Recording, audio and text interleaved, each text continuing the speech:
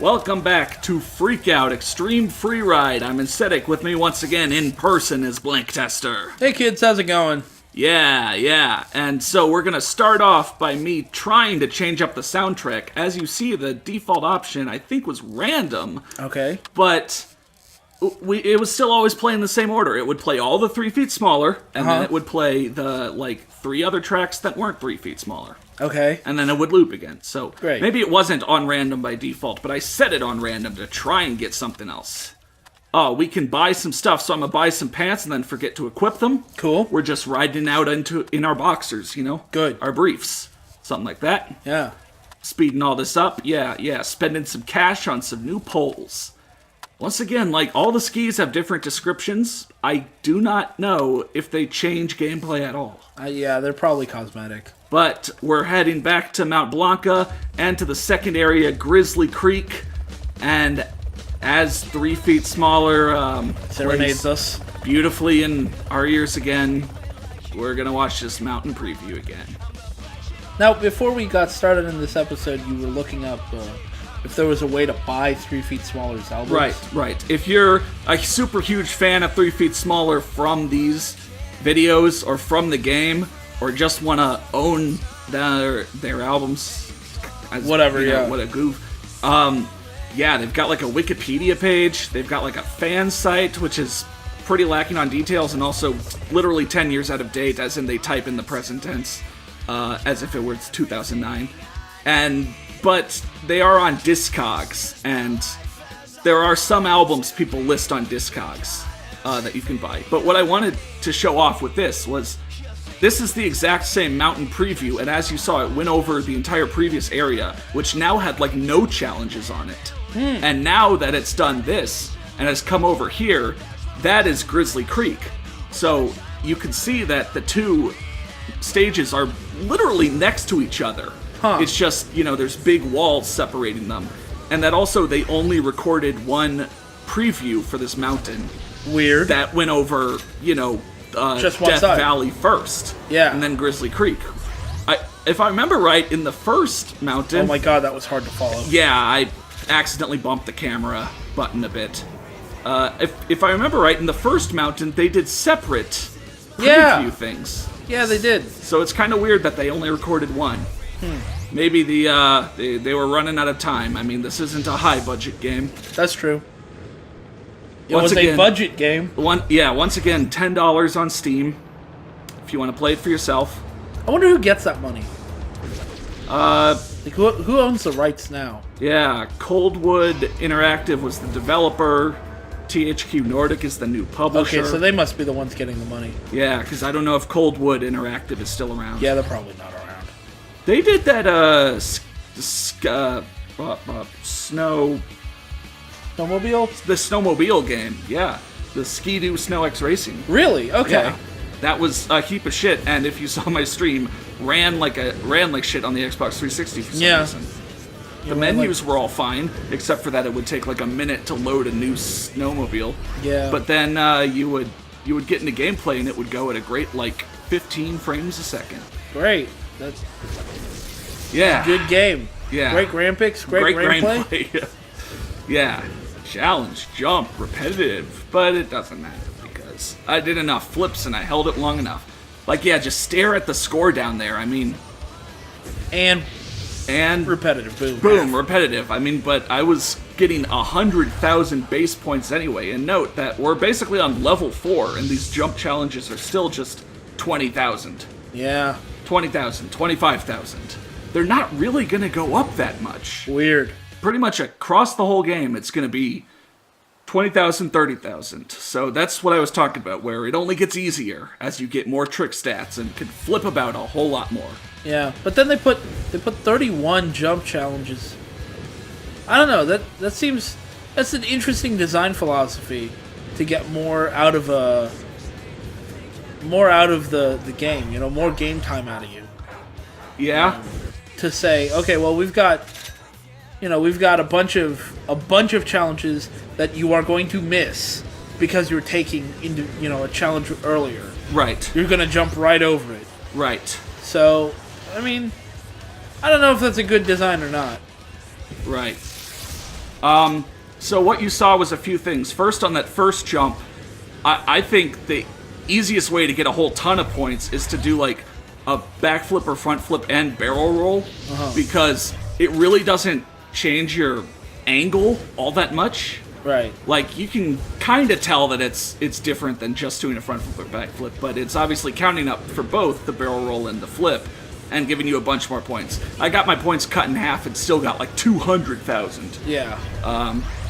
And then, yeah, so this level specific goal challenge is to do 3 rail challenges. And as we've mentioned, rail challenges are the worst. But I'm showing off 3 challenges that should be totally easy, or end up not being for some reason. Yeah, just bundle Just it. crash for no reason. But, like, I'm going to highlight 3 rail challenges that I think anyone can do. Oh. You know, there's some that are, like, once again, are super reliant on you having the right momentum and jumping at the right time and, you know, jumping off at the right angle. Or there's 3 that are basically just straight lines. So, Yeah. yeah. You find yourself, when you're playing the game... I don't know how you play extreme sports games, really, because I don't play extreme sports games that much myself. I kind of just tend to flick shit around and hope for the best and hope I don't repeat myself. I get the vibe that you probably plan more than that.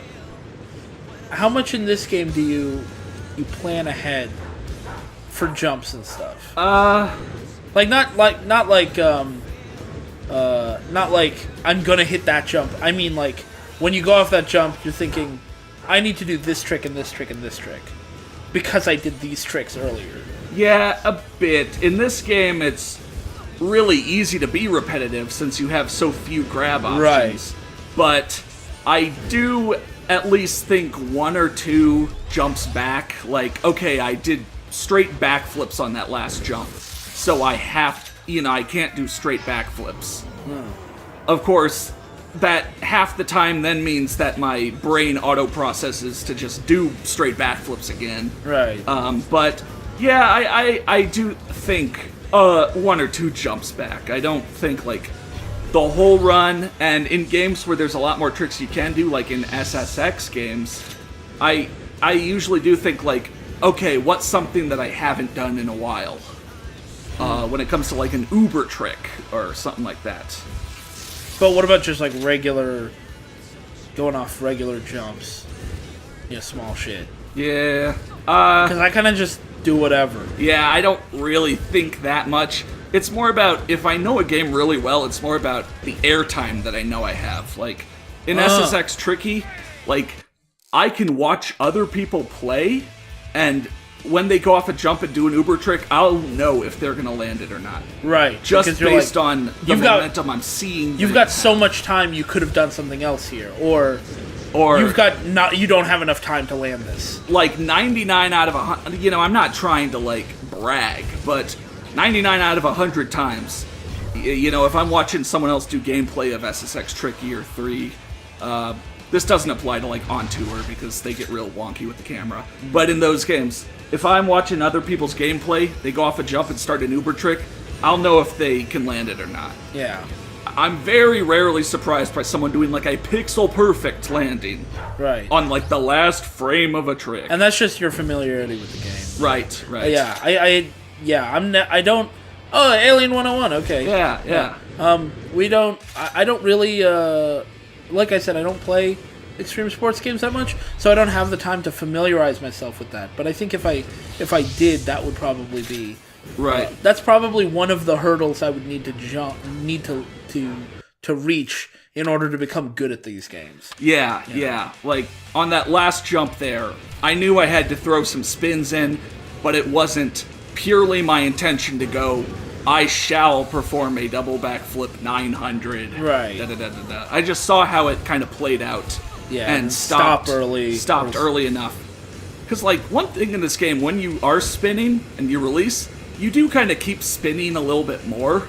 So if you're used to games that kind of stop you when you're straight, or even just stop you when you're straight, the game won't do that. You will continue slowly kind of spinning past it, and that's how you might get some side landings. Right. or in some, overcorrections, get some front or back landings. Yeah. Well, is Alien 101 that much more of an improvement? No, not really. It's a different voice, I guess. Yeah. Yeah, they still got that kind of pop. Alien 101. Let's see if. We didn't look up Alien 101 or Fort Leonard or Jelly Beat or the others. Yeah, I'm not gonna look it up. Yeah. All right. You might notice me fading through quite a bit on this level because there's like really just this one path, and then it can kind of branch out. But if you're going for stuff further down the mountain, you really do have to ride like 30 seconds before you can really, start to open it up. But this is the dog's run, so I'm not going to be fading through. Yeah, because they're good dogs. Yeah, they're good dogs. All of them deserve to be collected and petted. And, yeah, their tummies rubbed, Uh-huh. and their noses booped. Yeah. And they deserve all the treats. Uh-huh. And, just love. Yeah. Dogs are so great. Love your dogs, people. Oh my god. Now you're a small boy. Yeah. Picking up tiny pups. This is the far camera angle. Alright.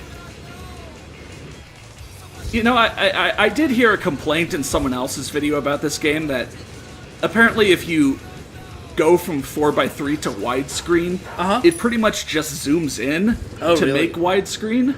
But I don't really notice that because, again, this is the default camera angle, and you can always go to the far cam, which is admittedly ridiculously far. But I wonder if they were perhaps playing on close cam, which I would not recommend. You're just too close to the camera. But I feel like medium cam gave me enough to work with, except for like if I really wanted to be sure on a pickup challenge or to get a dog, I'd go to far cam. Yeah.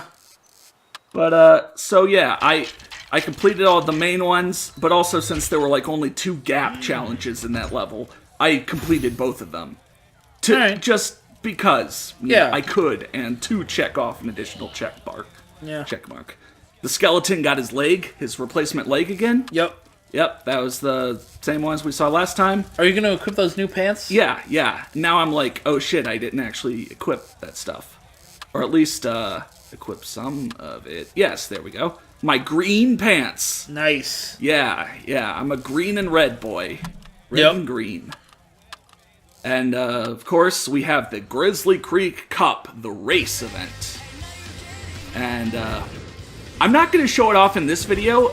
I think I did record me doing this once, but at the very start of this level, you can go over directly to the right, where those rocks are. And you can work your way up the rocks, and actually get around the invisible wall, and go back into, Death Valley. And ride down it. And there's, like, no challenges up until the 2 meet up into a common bottom area.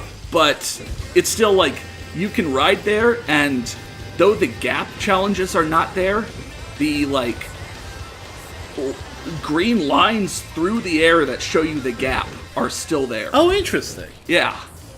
Huh. I think I recorded some footage of me going back and, like, really finishing out all the Broken Back Mountain and Mount Blanca levels and performing that glitch. So I'll check through the footage and maybe either make a bonus video out of best moments of that whole thing, or at least a bonus video of doing the glitch. Yeah. You know who I miss? The Steez. Oh, I thought you were going to say any band that's not 3 feet smaller. No. Steezy, man. Steezy, man. Yeah. Like, imagine playing a Steezy here. Yes. A big the penguin on skis. Yeah. That'd be fun. Steez on skis. Yeah. Your man, your boy. Yeah. Steez. Your boy, your dog, your penguin. Oh shit. Top marks. Yeah, top marks. We went backwards and we stayed fast. You don't have to go backwards, but like, look, you already have to get, 90, above 93. Yeah. Like, this is where, first time through the game, I was struggling to pass those, and you have to pass those to move forward. Yeah. Like I said, they're gatekeepers. They really are. Yeah, but I mean, you go above Or you go... Oh, wow, dang. Jesus. Crashed right into it. Mountain in sight. Yeah, you go backwards, and that alone is just good. Helps out some. Yeah. So the next mountain range is Red Cloud Valley, but of course we have a battle in a King of the Hill. Oh, shit. Alright, so we were disappointed by the concept of the battle, but you could see that, yeah, it's a more technical line now, and, Okay. you know, challenges you. You've got to do some jumps. Like, if you don't do that jump, the tree will just, like, hit you in the stomach and you'll fall over. And, Yeah. then have to restart. So I guess if they just retitled this instead of Battle, they called it, like, Technical Run. Tech line run. Tech yeah. Line. You know, Yeah, that'd be but cool. like, whoa, she's going super fast. Because, like, Battle Going implies... super fast, going too Uh-oh, fast. oh, man. Oh, man. Oh, and that just kills you. Okay. Yeah, you crash, you lose. You crash, you lose, man. Yeah, yeah. You crash in the game, you crash in real life. Jeez. Yeah. Now I know why I'm so tired all of a sudden. Oh my god, yeah. Yeah, like I was so full of energy, and then my guy wiped out, and now I'm like, I want to take a nap. Yeah, whoa. Whoa. Just talking about it's making me yawn. Yeah. But I'm not even acting.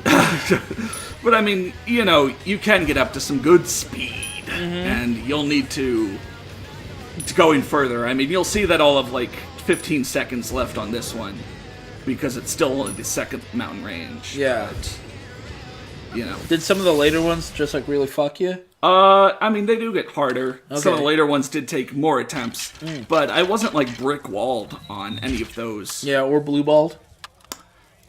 You know, You did get a little blue balled. I did get a little blue balled, yeah. And then King of the Hill, same as before. You're presented with kind of a jump and then some rails, and you need to get a certain point value, which you could probably get just by doing a really good first jump and not having to mess with the rails. But let's see if I mess with the rails. The rails messed with you. Yeah. Oh my god. I mean, yeah, every transfer does give you a 2x multiplier. But then, you know, it's... Oh, like you saw me keep turning, kind of. Like, I stopped when in any other game you would stop and it still kept you going, straight, and it kept me going. But I'd gotten enough points to win. Yeah, wow. Yeah. Those... I mean, it cut your points in half and you still had like 200-some thousand, right? Right. Yeah. Once again, all or nothing. Yeah. But yeah, that's Mount Blanca. We're 2 mountain ranges through on the 4 mountain ranges, so next time we'll go to Red Cloud Valley, which the whole kind of color scheme reminds me of one of the levels from 1080 Snowboarding. I don't remember if it's Dragon's Cove or Deadly Fall. It's one of those. Yeah. It's like Dragon's Fall, Deadly Cove. There's like 2 that are named pretty similar, and one of them is like kind of more night, more kind of that darker gray that you're going to see in Red Cloud Valley. Yeah, but we'll see that next time. Yeah, so join us then.